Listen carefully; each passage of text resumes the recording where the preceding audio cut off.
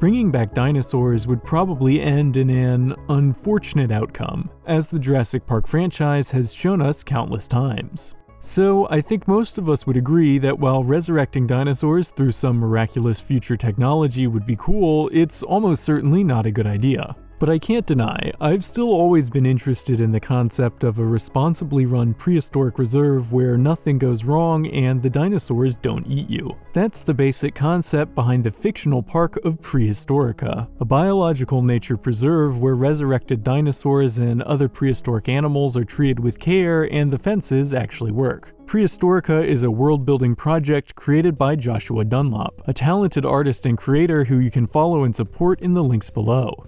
And since we sadly can't truly visit Prehistorica, for this entry into the archive, I'll be taking on the role of tour guide and giving you a glimpse of the well-managed prehistoric reserve that I think we've all secretly wanted to vacation at.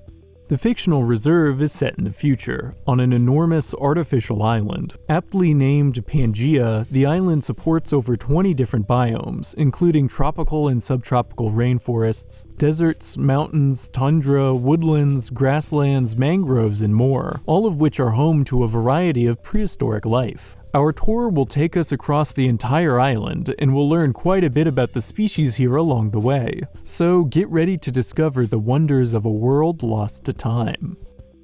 Welcome to Torosaurus Trail, the first stop on our tour. Here you can drive through the vast, open plains in an autonomous vehicle and get a close look at the one and only Torosaurus herd. These large, frilled herbivores have grown accustomed to the armored viewing vehicles and will often lumber close by them, allowing for some exciting close encounters. And next to these vehicles, it's easy to appreciate how large even the newborns can get. While you observe these magnificent creatures, a park ranger might point out the difference between Triceratops and Torosaurus. Some scientists have actually theorized the larger Torosaurus is actually just the adult form of Triceratops, although more recent studies indicate they're in fact a distinctive genus. If unique, Torosaurus had one of the largest skulls of any known land animal. Fascinating stuff. Away from the plains, in the misty jungles of Majungasaurus Mountains, you'll have the opportunity to see some truly mighty theropods.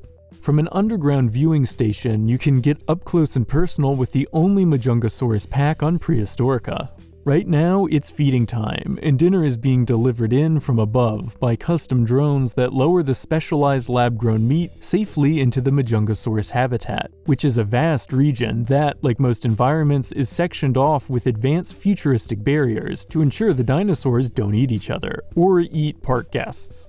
While you watch the Majungasaurus pack chow down on their air-delivered meal, you might be interested to learn their teeth are serrated, and they have more teeth than most genuses in their family. These fearsome fangs likely helped Majungasaurus take down small sauropods like Repetasaurus, a theory supported by Majungasaurus tooth marks on some Repetasaurus fossils. Down the mountain, you can take a stroll through the calming, temperate Kentrosaurus Woodland, where you might spot some gentle giants. This unique genus of stegosaurid herbivores is incredibly well-mannered, but can be a little clumsy with the large pointed spikes on their bodies which help defend them from predators. So it's best to view the Kentrosaurus from a safe distance on one of the many elevated viewing platforms. And if you're wondering about the spikes, we can theorize from real fossils that Kentrosaurus had long pointed spikes in the back, transitioning into shorter and flatter plates near the front, with 15 pairs in total. In short, Kentrosaurus was likely a very well-defended dinosaur. If you're not afraid of a little adventure, you can jump on a guide boat and make your way down the muddy Diabloceratops River. Here, you might be able to spot a Diabloceratops wading through the slow-moving waters to cool off in the hot afternoon sun. To ensure these animals aren't pulled out of their natural rhythms, however, the tour boats don't get too close. It's worth noting the concept of Diabloceratops wading in rivers like a hippopotamus is purely speculative. Since Diabloceratops likely lived in a region full of lakes and floodplains during the Cretaceous, it's a logical guess that a good wallowing would keep these horn-faced herbivores comfortable. Further downriver, the tour boats drift around the bend of Suchomimus stream, a region where you might just see some of Prehistorica's river-dwelling carnivores. Believe it or not, the animal you see here is just a juvenile, and the adults get considerably larger. But don't worry, the artist states these water giants can't get too close to the boat, thanks to an invisible fence system and non-intrusive underwater barriers that keep their toothy jaws far away from park visitors. Some paleontologists believe Suchomimus is a variant of the better-known Baryonyx. If unique, Suchomimus was likely larger than its cousin, with some estimates reaching 34 feet or 10.3 meters in length. And the author notes specimens of Baryonyx can also be found on Prehistorica, just in a separate region, as both species are quite territorial. Venturing all the way out to the tropical coast, there's an opportunity to get a bird's-eye view of the island of Pangea. If you take a ride in a coastal skybox, you'll get not only a view of the stunning cerulean waters, but might also catch a glimpse of some of Prehistorica's flying pterosaur species. The artist imagines the various pterosaurs of Prehistorica aren't contained in an aviary, but are allowed to nest freely on the coast thanks to each one being fitted with a tracker. Real-world pterosaur fossils have been found in an incredible number of locations all over the globe, as this order was extremely diverse and successful. When first discovered, people in the 18th and 19th century were baffled by these remains, and some theorized pterosaurs were actually a lost order of flying marsupials. Today, we of course know better, although it's important to note that despite a common misconception, pterosaurs are an order altogether separate from dinosaurs.